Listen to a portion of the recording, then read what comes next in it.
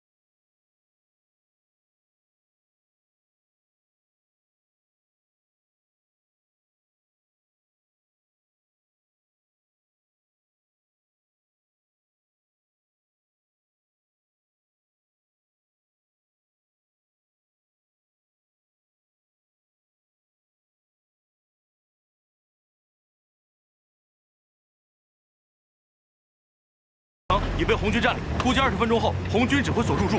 副队长请求重火力打击冠军城，全部摧毁之后，我方再重新占领。敢于自我牺牲啊！满足他，通知无人机编队，把所有导弹全部给我砸到冠军城。这个玩法不太合规吧？战场上哪有规矩？打！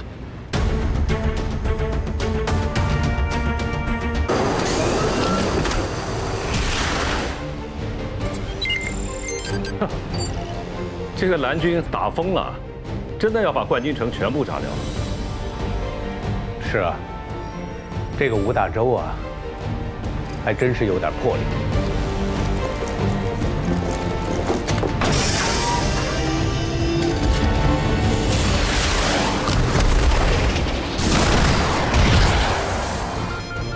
蓝军无人机编队战损100%。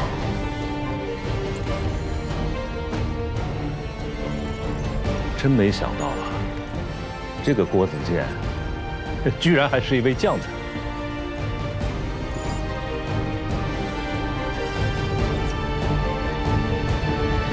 报告，已成功定位蓝军指挥室位置。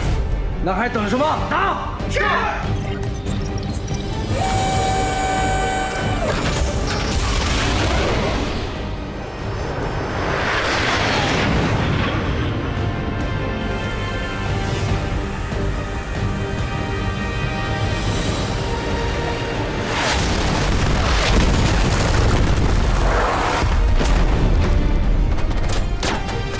怎么回事？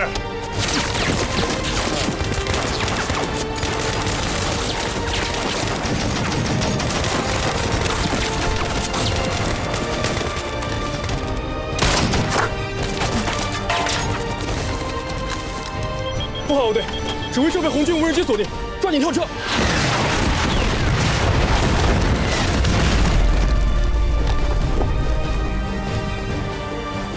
想抓俘虏，你倒是换把枪啊！我不喜欢抓俘虏。那怎么着？给你个机会，来一场。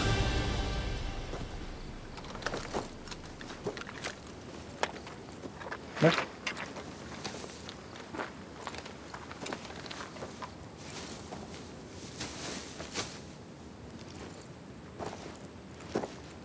来吧。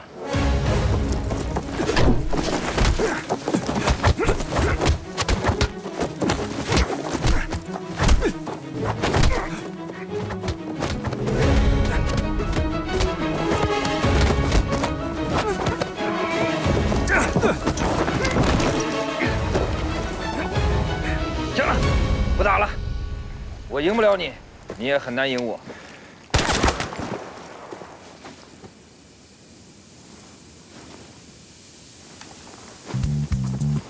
不是，我说你们能不能有点素质啊？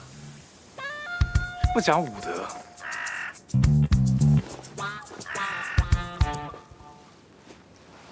哎，你个保障队队长，整天笑嘻嘻的，下手挺狠的，你等着啊！这个视频啊，要当做经典镜头保留下来。我还真想知道啊，他是怎么饶不了这个会演戏的郭子健。哎呀，真没想到啊，特战队完败，出人意料。今天这个报告，我可有得写了。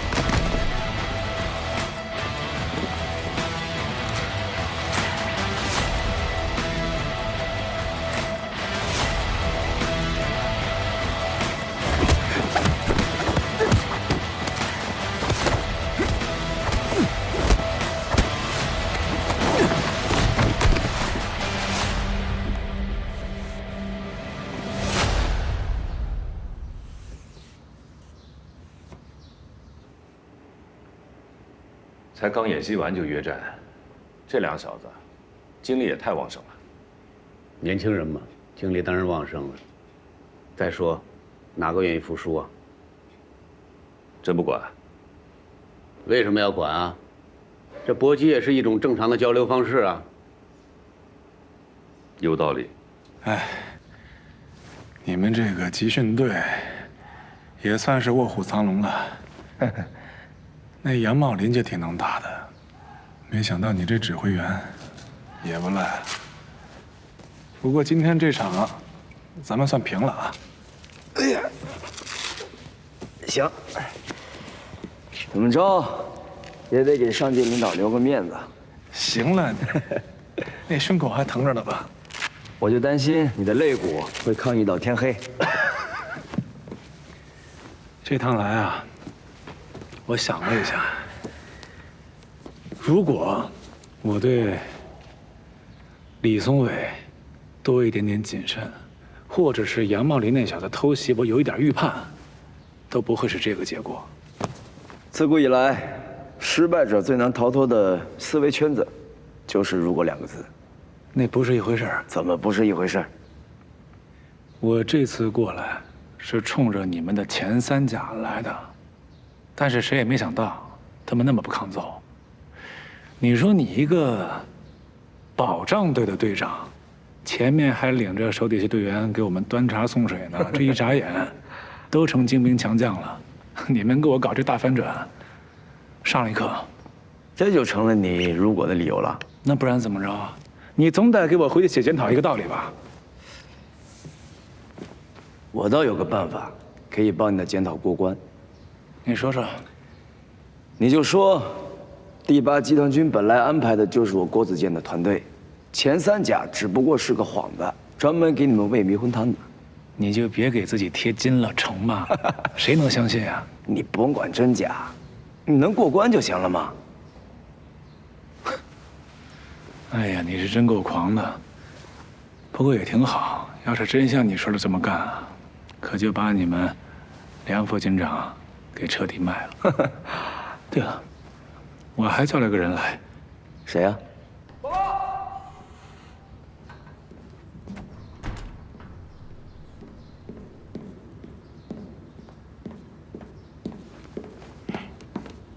吴队长。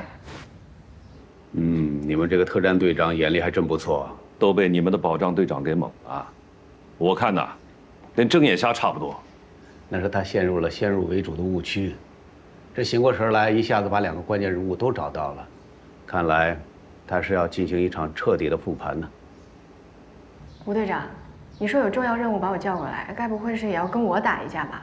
我这三脚猫的功夫，我可不行。梁参谋的价值啊，可不在拳脚上。我想先问一下啊，像梁参谋这样的电子战专家，是怎么被你骗过来的？他求我的。啊？嗯，没错，三顾茅庐，而且还是临时组队。行，那我也不跟你们兜圈子了。今天把二位请过来呢，其实我就是想从你们口中知道我失败的真正原因。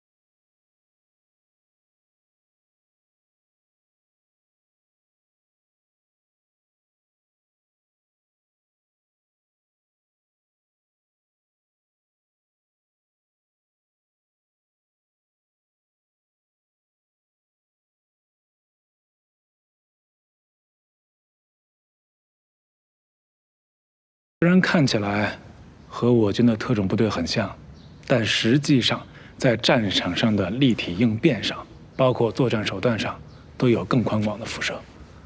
吴队长不愧是心智作战力量的专家，一下子就抓到了关键点。听了你们的话，我这趟也算是没白来。顾队长，你怎么想？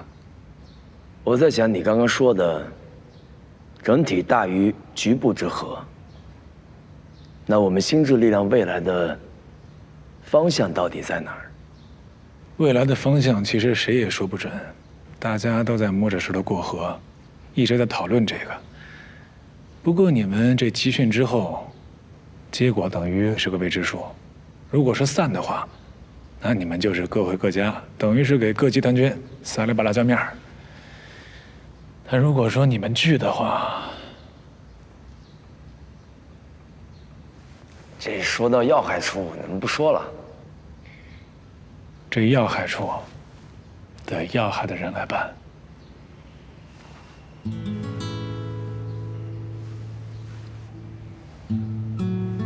行了，该说的也说完了。梁参谋，耽误你时间了，感谢你来这一趟。行，那你们聊，我在外面等你。吴队长，还有什么指教？要害处，要害人。看来吴大洲对这次对抗背后的目的和意义领悟得很到位啊！战区首长的老底儿都要被揭了。这个吴大洲，不管如何，两支队伍能够开诚布公地探讨发展模式问题，是好事儿。也可以让战区的首长们看一看心智作战力量在不同模式下的尝试。我跟你说啊，这个梁参谋可是个大杀器，你以后组队的话，千万不能少他。在组什么队啊？等集训结束，我就回去当我的教员，清闲又自在，不操你心了。你就别跟我演了。打擂一结束，我叫了1个队的人出去，到处搜集你的消息。这么记仇啊？当兵的不记仇，那是冤大头。我郭子健白纸一张，可经不起老哥这么查。你还叫白纸一张啊？啊，国队，我回去看了你的经历阅历之后，说实话，我挺震撼的。如果我们两个有缘分的话，那一定是战场上最亲密的生死搭档。和平是对军人最大的褒奖，我们都不希望有战争。既然做不了生死搭档，那就做演训场上的对手，做对方的磨刀石。好，我肯定一次下手比一次狠。拭目以待。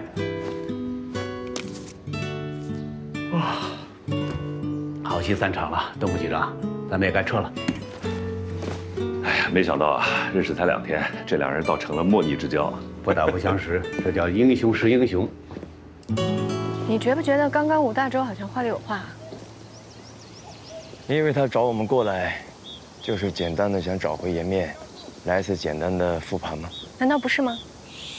我觉得这不是我们跟他之间的对话，他背后还站着其他人。你的意思是，他们这次过来找我们挑战，并不是一次普通的踢馆？对，也恐怕是上级对集团军新制作战力量发展的一次检验。那这么说的话，我们应该算是通过检验了吧？恐怕没那么简单。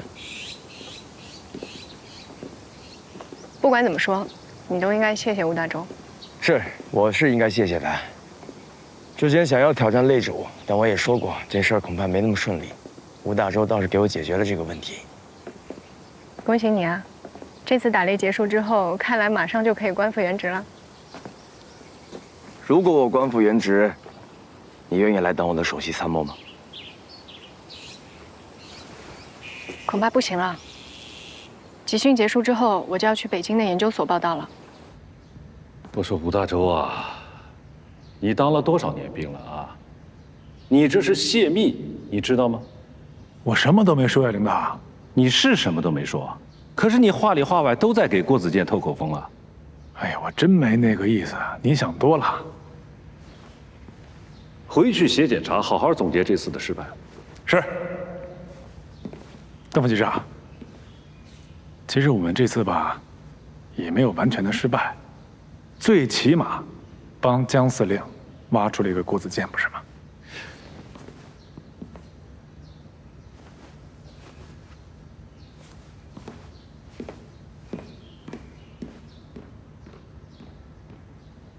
你要去北京？我来这里本来就是借调，去北京是一早就定下来的事儿。北京挺好的，就是有点可惜。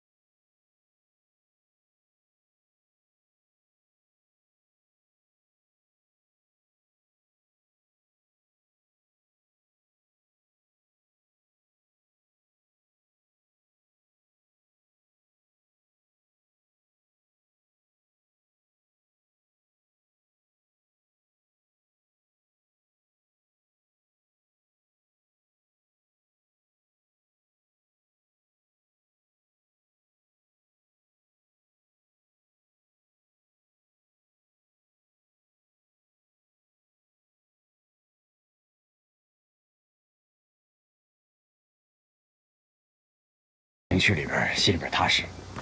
是啊，我这回来处理点文件，也有同样的感觉。集训队的事儿，有消息了吗？邓副局长在他的报告里，虽然对组建新制合成力量提出异议，但是无疑也提升了郭子健和集训队的影响力和知名度。怎么样？心里酸酸的吧？师长，要说心里没想法，我没那胸怀。但是对于退出郭子健，我不后悔。其实他早就做出了应战的准备，就算我不点着这根雷管，他也会自己想方设法炸个响。照你这么一说，郭子健的胜利就大打折扣了。他先是在吴大洲面前装出一副老实巴交的保障队队长的样子，然后利用你再挑起他的气儿。吴大洲这个糊涂蛋呢，战前轻敌，又意气用事，不输才怪。甭管是战前轻敌还是意气用事，吴大洲这一仗输得不远。郭子健早就做好了应战的准备。其实本来这一仗他是留给我的。怎么说？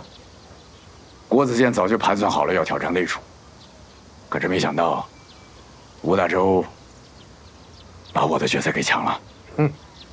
看来郭子健是对你很有信心的，他知道你肯定能拿下这个擂主。有的时候啊，了解自己的未必是战友，更多的是对手。这个郭子健呢，我还以为他真的是安心当这个保障队队长呢，没想到明修栈道，暗度陈仓。能理解，自己的营长被免了职，又在集训队当了保障队长，如果不卧薪尝胆一番，真不是个爷们儿。看来这个跟头啊，给他栽明白了。他不声不响的把该做的事儿都给做了，就这一点，我自愧不如。你也不要过于自谦了。既然集团军设立这个擂台，就一定会给你这个擂主一个说法。更何况我现在还是集训队的副队长，该放炮的时候，我是不会客气的。明白。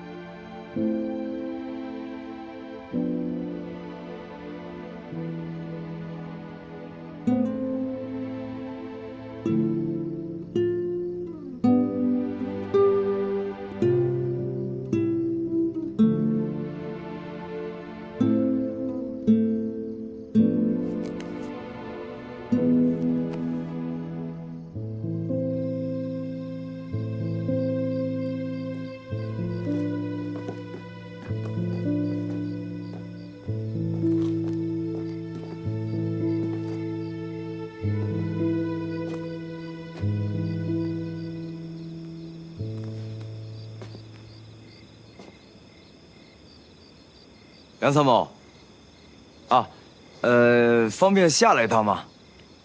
对，就在楼下。好。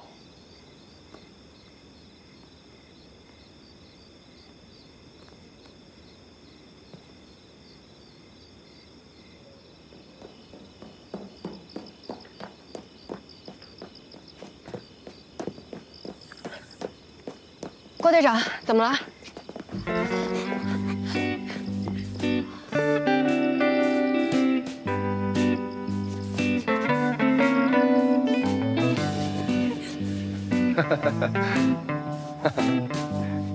耽误点时间，聊两句。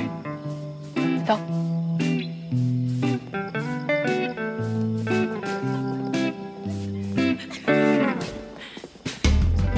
你有没有听说，集训队结业之后，集团军准备组建新制合成力量？哦，这个事儿啊，我听梁副军长说起过。你就没有什么想法吗？集训队应该就是为了新制合成力量在选拔人才。通过这一次的胜利，你入选的可能性很大哦。我不是说我，我是说你。我觉得新制合成力量非常需要你这样的人才。如果你去了北京，只能成为一名军事科研人员，可留在这里，我保证，你可以继续你的课题。所以，留下吧，你不会后悔的。你凭什么保证啊？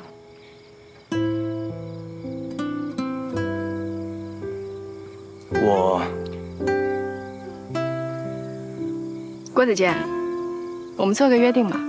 什么约定？如果你能成为新制合成力量的领队人，那我就考虑留下来。一言为定。一言为定。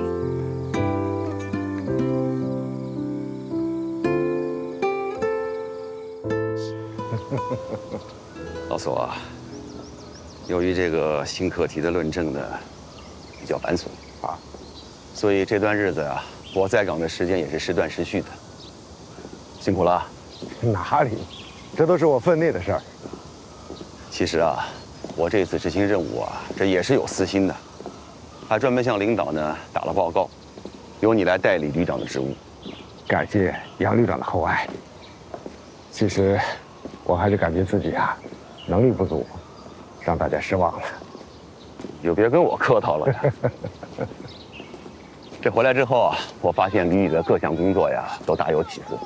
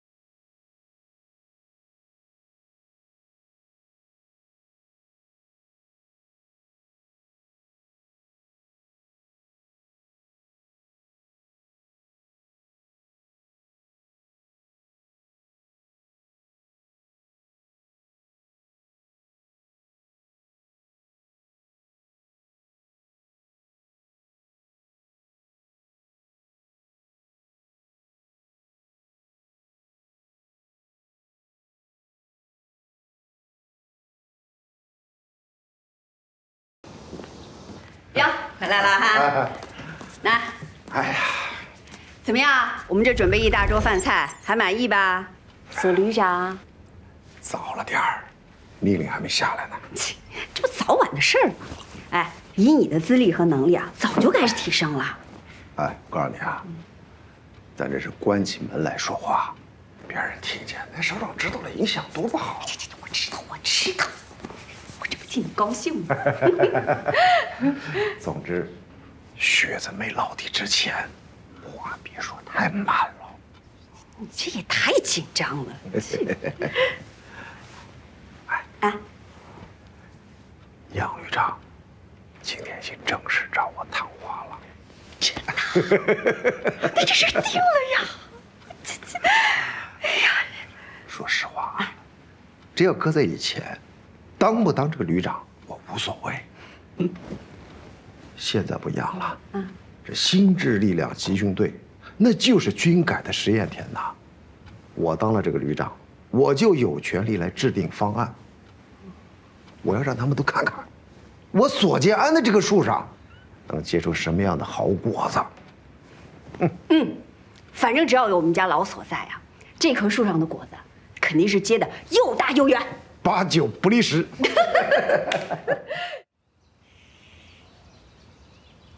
何所，集训队马上就要结业了，你对这次的结业汇报有什么想法吗？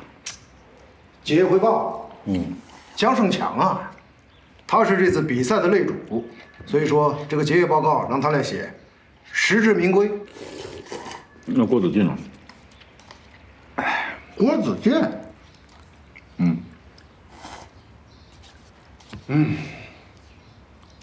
的确，郭子健打败了吴大洲，但是我觉得主要还是因为他保中队队长的身份迷惑了对方，有取巧的成分。最重要的是，虽然他在集训队，但他负责保障工作，任何训练都没参加的。你说让他写，我怕有非议啊。但是啊，郭子健带领集训队打败了吴大洲，这也是不争的事实啊。我记得招选榜上曾经说过，集训队全体指战员，无论任何职务，均可报名参加。那现在这个时候，把他排除在外，是不是有点不太合情理啊？不是把他排除在外，你可能不了解，他是半路就把报名表给退了，所以就不在考察范围之内了。老总，咱们发布招选榜的目的是为了选拔人才啊。既然现在江振江和郭子健都是不可多得的人才，我想是不是可以这样啊？让他们俩各自制定一套结业汇报的方案，择优选择，你觉得怎么样？你说写2套，一人一套，我看很好，就这样定了吧。哎呀，打不过！哎呀，你小子体力太好了。你说咱俩这年纪差距也不大，这身体状况差距咋就这么大呀？可不嘛，我这也纳闷儿。大家都是同龄人，这个心胸和心胸之间的差距，咋就那么大呢？你这狗嘴里真是吐出象牙啊！行啊，刘望远，多长时间没打球了？说吧，找我干啥？又有啥小道消息？什么小道消息？我问你，这新制骨干集训队马上就要结业了，你总躲在这个2营不回去，几个意思啊？是要把到手的荣誉拱手让人吗？啊？嗨，败军之将，有什么荣誉可言呢？所以说你这个人呐，你真是对不起索副旅长的栽培。说啥？结业汇报的事儿，索副旅长跟你说了吧？说了。你可不能不当回事儿啊！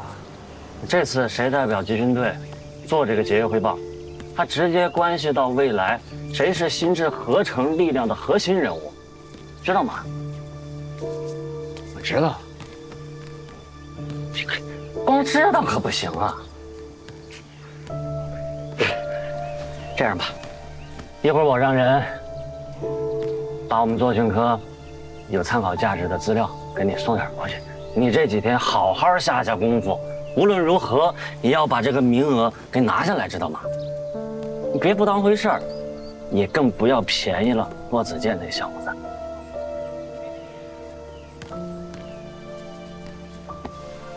朴远，你跟我说实话，你是不是觉得郭子健把1营带的比你好，你心里也有那么一点点嫉妒？我呸！我嫉妒他，他瞎猫碰上死耗子，赢了1回啊！你觉得他就能真正洗白啊？刘望远，你呀真是，怎么站着说话不腰疼？哎，你去来，你有本事你去抓一只吴大洲那样的死耗子给我看看。江振强，你是真大公无私啊啊！索副旅长都已经把你推上擂主了，半路杀手吴大洲，这好死不死还把郭子健给激活了。人家索副旅长格局大，谁赢了吴大洲，他都挺开心的。哎，但是你仔细想想，是这么回事吗？不管怎么说，他郭子健也是半路空降来的，你觉得就真正能代表咱们396旅啊？所以啊，如果新制作战力量，它真的能组成一支合成编制的话，那带队的人必须是你江胜强。你好好琢磨琢磨。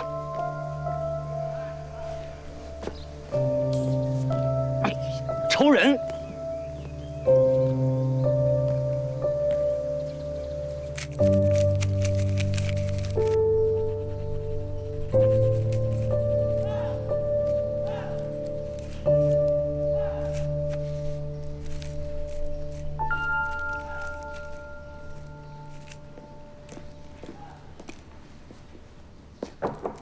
进来。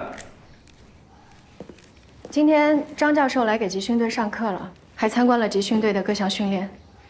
听说是梁副军长请他来，是希望能够获得专家学者的支持，能够尽快推动组建心智合成力量这件事儿。应该是这个意思。张教授他是我研究生导师哦，所以私下里跟我交流了一下他对这个事情的看法。他怎么说？我个人觉得，他好像对这件事情并不看好。他说我们对于集训力量的规划，除了在装备上有所不同，基本上和特战营的模式没有质的区别。更何况，现在空中突击力量的发展已经逐步成熟了，所以他认为没有必要节外生枝。这是什么逻辑啊？不行，我去跟他说。他已经走了。下午上级会就这个问题组织一次论证会，他受邀去参加。那你怎么不早说呢？万一……没有万一，以我对他的了解，他肯定会持反对意见。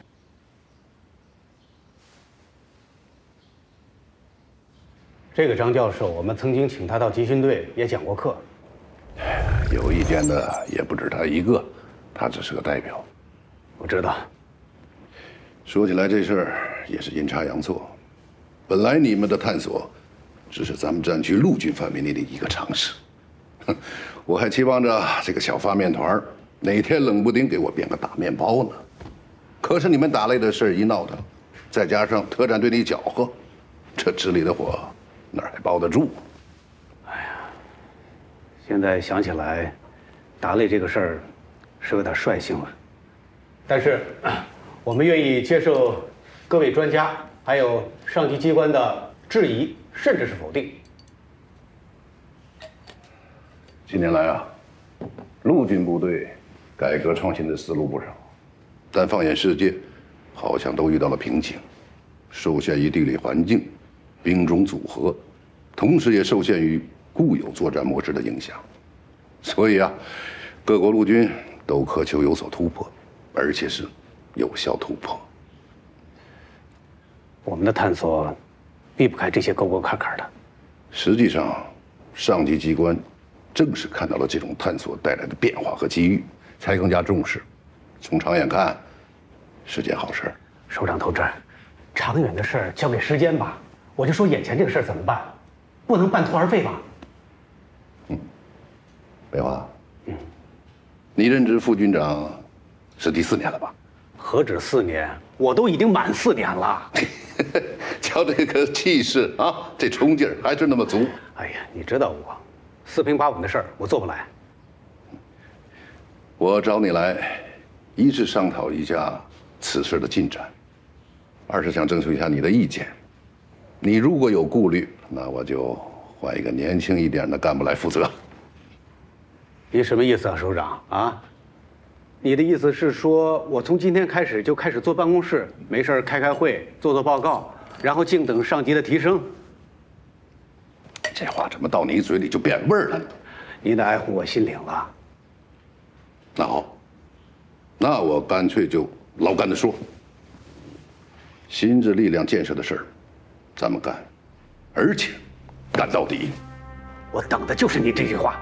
你先别叫好啊！你眼前炉灶里的那个火团，是钢是铁，成色几何，我得亲眼去看看，不能轻易的放心啊。行啊，你哪天去，提前告诉我，我好给你准备准备。不用准备，也不能准备。你这个大领导还搞突然袭击？你可少废话，老规矩。2个人的方案你都看过了，你觉得哪个更合适啊？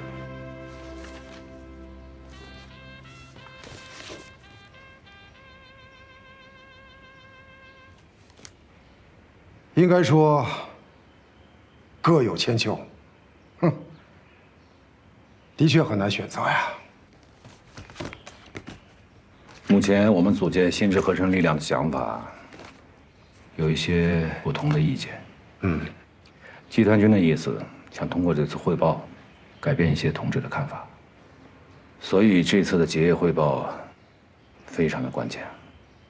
我们就是要通过这种全新的模式，让心智作战力量的合成架构更加清晰。在这一方面，我认为郭子健的方案更胜一筹。老宋啊，我知道你有顾虑，但这次要以大局为重啊。我同意。那咱们这次就让郭子健负责咱们的集训结业汇报。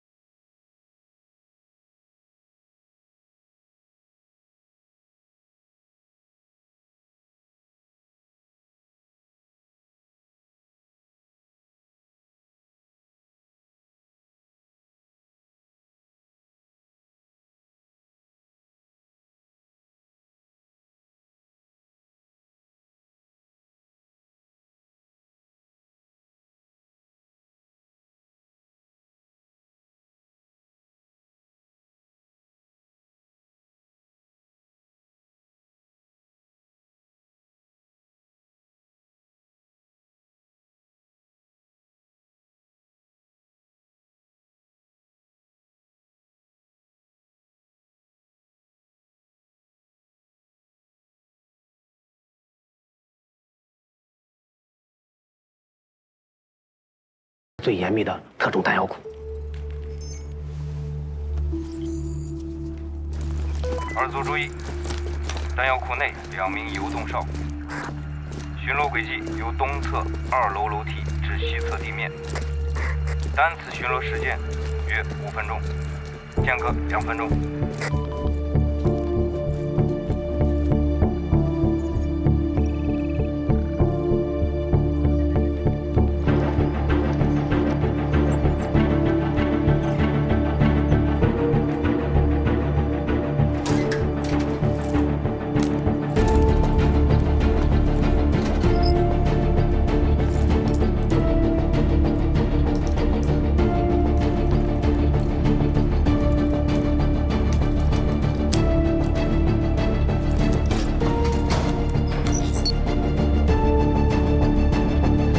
侦察分队已完成对第29号弹药库全部侦察行动，弹药库内外所有设施、通道以及弹药储存情况，包括数据、图像，全部获取。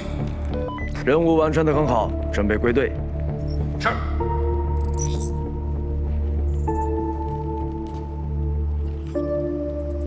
各位首长，希望大家能够遵守观摩规则。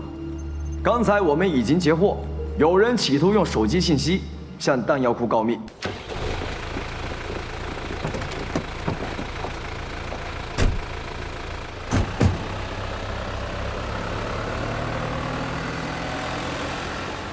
想不到，咱们的2支强队跟他们比起来，就像过家家一样。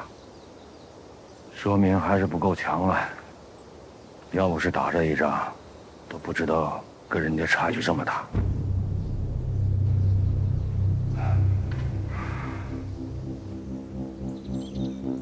有点意思啊，兄弟们，上来就折了我们一阵，都把眼睛给我瞪大了。剩下的对抗，一场也不准丢。是。虽然他们赢了第1局，但是用力太猛，实力暴露得过早，意图已经非常明显了。跑风漏气的仗是打不赢的。今天我们必须给他们一个完败，给我盯住他们无人机。电抗组避免与蓝军信息纠缠。电抗组明白。空突火力准备。空突火力准备。报告队长，我无人机编队遭对方激光设备和干扰设备双重拦截，损失惨重，已无法出战。这仗打得太窝囊了，浑身力气使不出来。命令：一旦发现目标，远程火力激活攻击。是。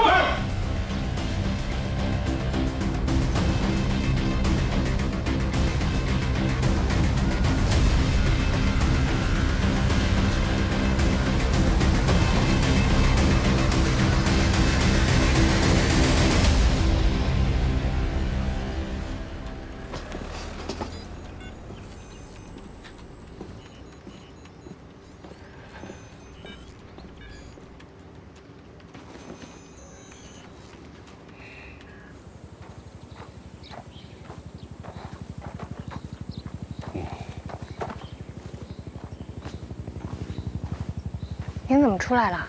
啊，有陆军训练局的同志在，我又何必画蛇添足呢？老师，我觉得我们这次和特战队的打擂不公平。何出此言啊？我们的探索才刚刚开始，人员配备什么都没有，更别说以后的编制了。来到这里的基层一线同志，他们打擂是奔着明天去的，但是明天还没有来呢。特战队他们就不一样，他们是已经基本成熟了的团队，训练磨合期早就过了，从战术、战法以及装备的使用上面，都已经有了很好的基础。在这种条件下来找我们挑战，这不是摆明了欺负人吗？可人家人都来了，总不能拒之门外吧？所以我的意思是，现实如此，而并非我们不如他们。老师，您不用上火。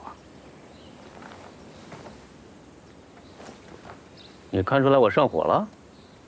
那要不我换个词儿，您失望了？你这丫头啊！我原本想着这次对抗，怎么着也能撑个3天，没想到1天不到，我们的选手全都报废了。老师，您不用上火，还没到我们认输的时候呢。但愿吧。但愿江胜强他们能扳回一局。你觉得还能吗？你怎么能长他人之气，灭自己威风呢？要是真威风，谁还灭得了啊？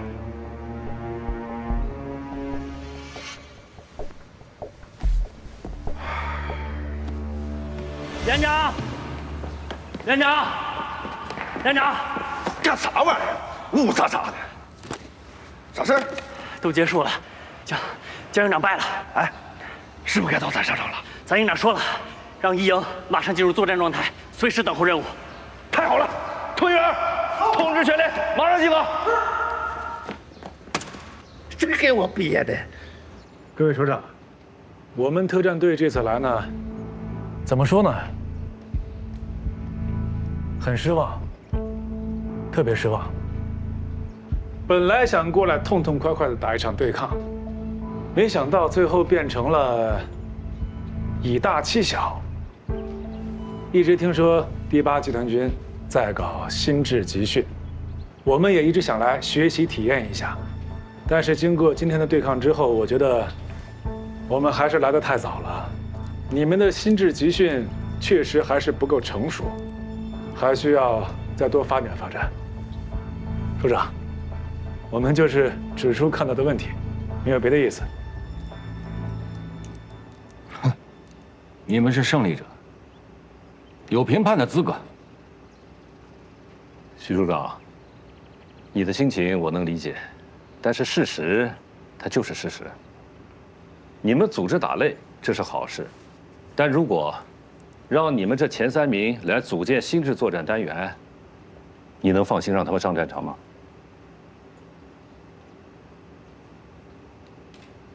报告，各位首长，自古以来，胜者为王，败者寇。败军之将，我没什么好说的。不过，我想提醒吴队长，我并不能代表新制作战力量的真正实力。之所以你能赢，那是因为你没有碰到真正的对手。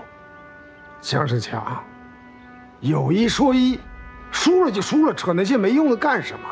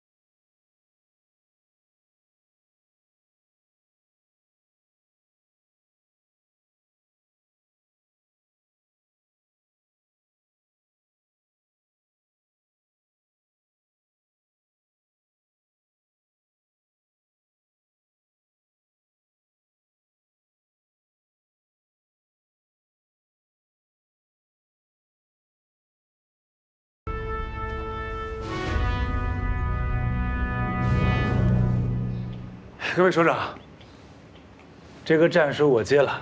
我们特战队这次来就是为了达到练兵的目的，但是很显然，今天的对抗没有达到这个目的。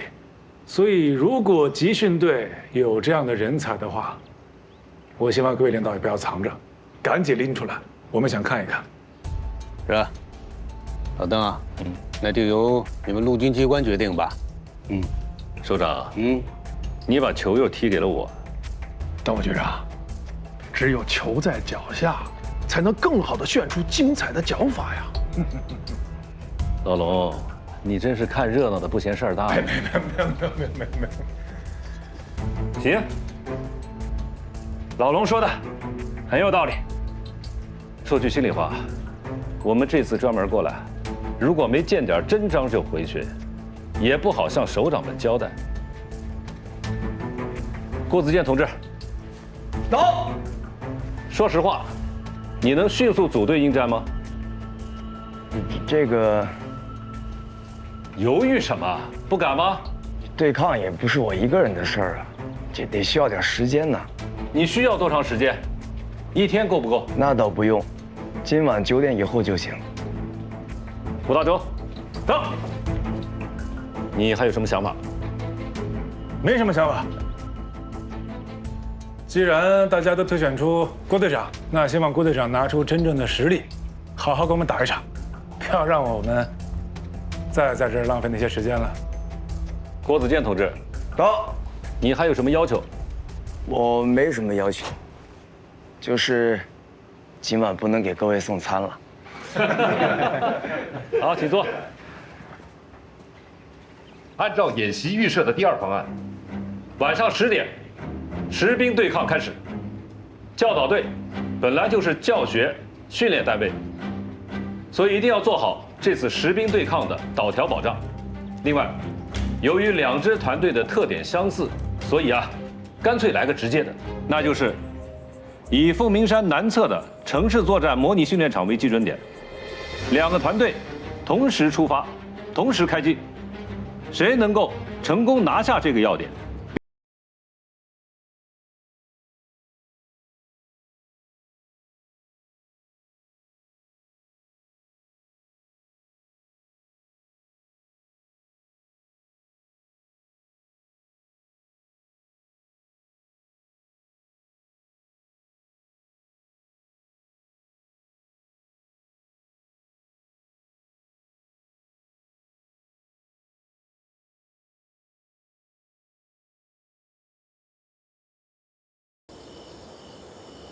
这事儿太滑稽了，这个江胜强输到脸上都挂不住了，就把郭子健推出来当子弹。这个郭子健是够委屈的，被叫起来就是感觉，哎，看我，我是谁？我在哪儿啊？哎，可是他们既然会让郭子健出来挑战，那这个人是不是真有什么不一般啊？我说你不是当时在现场啊？他们所有的领导都不想接这茬，可就是被这个江胜强架上去下不来了，所以才硬着头皮把郭子健给推出来。这个小郭啊，我对他印象还真不错，工作上尽心尽力的，给咱们保障做得也好。但是当对手嘛，也不能太含糊，尽量别让人家太难堪啊。那是，好歹吃了人的辣子鸡呢，面子咱一定要给到，对不对？对，给他个面子。队长，如果需要近身格斗怎么办？该打的再打，别伤人。明白。这次啊，邓副局长选择城市作战模拟训练场为争夺点，这很有讲究啊。背后就是凤鸣山。我把计划发给你们，都做好准备。是。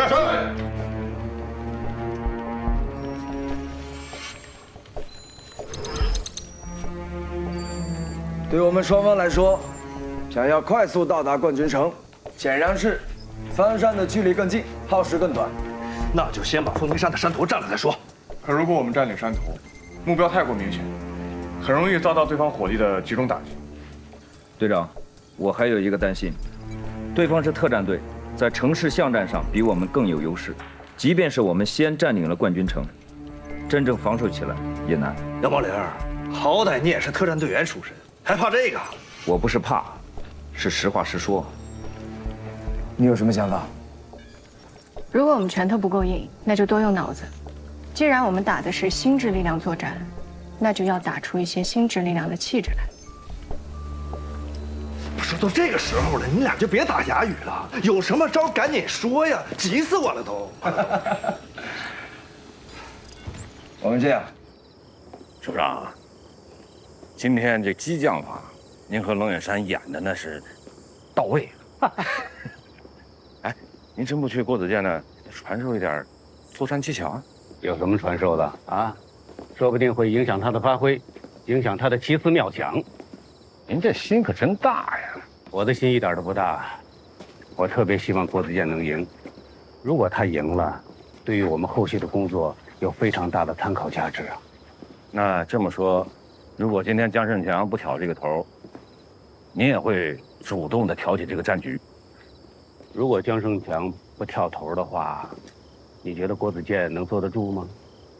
即便郭子健能坐得住，你许灵军能忍得住你这张嘴吗？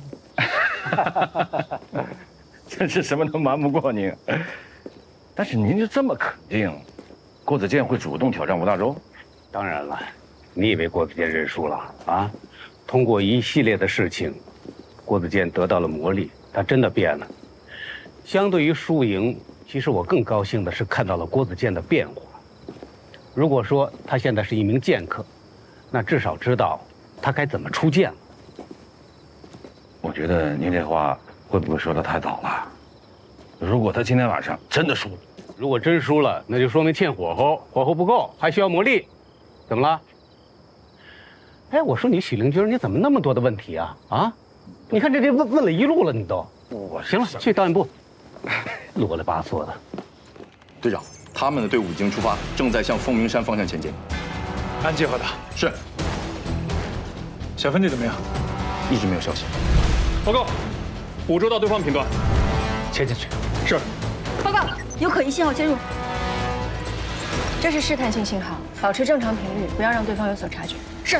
来得够快的。对方抓频段确实有一套，这信息源一看就是个老手。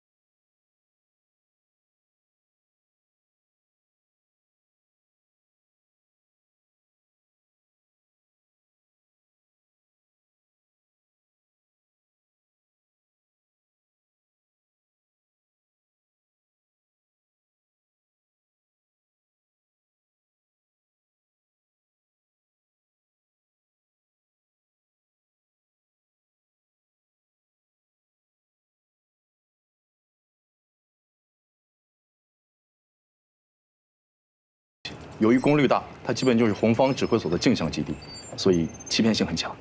假的。老崔，切进去没有？已经切入，但红方有高手，木马进。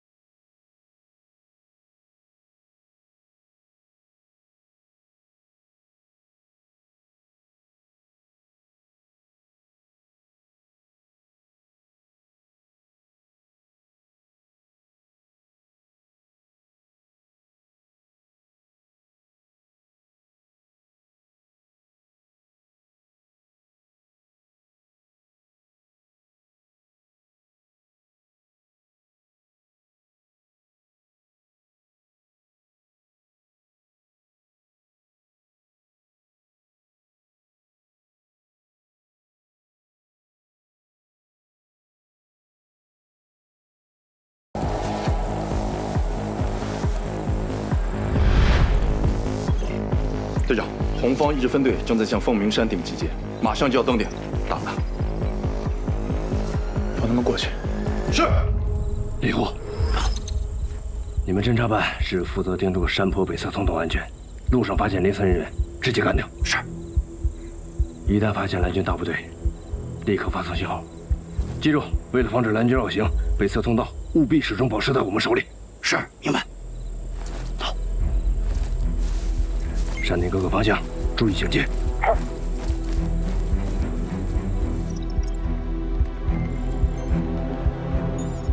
还是你们地形熟啊！凤鸣山已经拿在手里了，有了这个制高点，蓝军想要越过凤鸣山到达冠军城，可就难了。翻山，有人拦路；山路绕行吧，又怕敌军从高处打击，的确难呐。不见得。按理说，蓝军离凤鸣山更近，迟迟没有露面，恐怕是另有算计。首长说的是啊。更何况，这打的也不是传统的攻防战。曹操到，蓝军来了。看这架势，吴大洲是胸有成竹啊！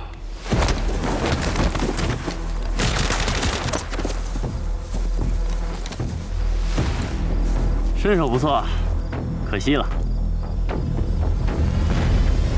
班长，打得够激烈的呀！我看。他们没打算从北边通道绕行，而是直接攻山头。要不，咱从侧面再来个助攻？少废话！连长下的死命令，撤离山顶。是。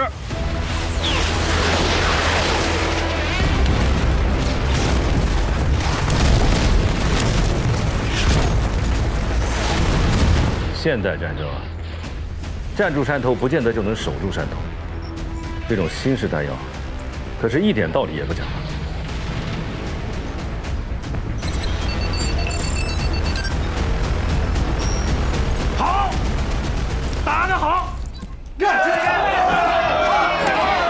这下他们山顶的队伍就彻底完蛋了，占领山顶。刚刚蓝军故意让出了山头高点，目的就是要用这种新式弹药清除山顶的红军，然后再从容登顶。看来，传统作战与新的特种作战还是有明显的区别。本来就是小分队作战，这下损失大了。别急，这才刚刚开始。李宗伟，鱼上钩了，返回山顶。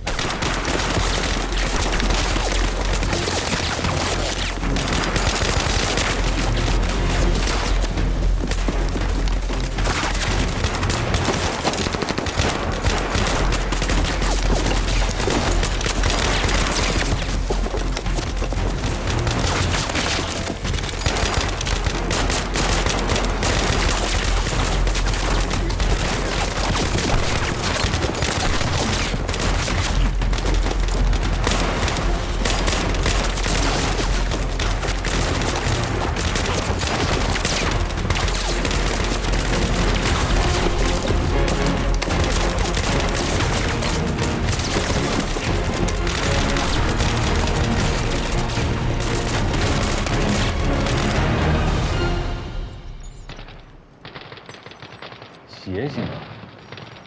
这波人没死，够狡猾的。他们刚才应该是秘密转移了，那目的是什么？就是引诱蓝军暴露火力点，然后实施打击的。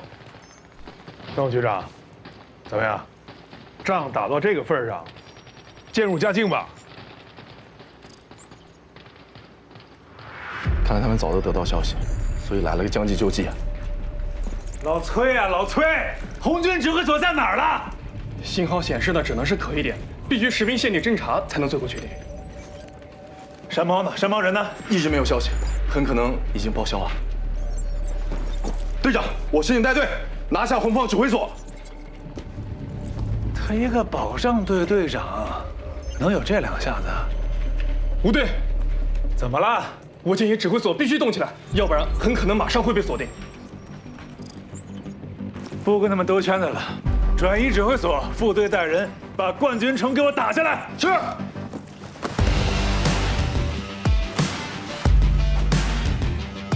报告，已成功将蓝军指挥部逼出地下掩体。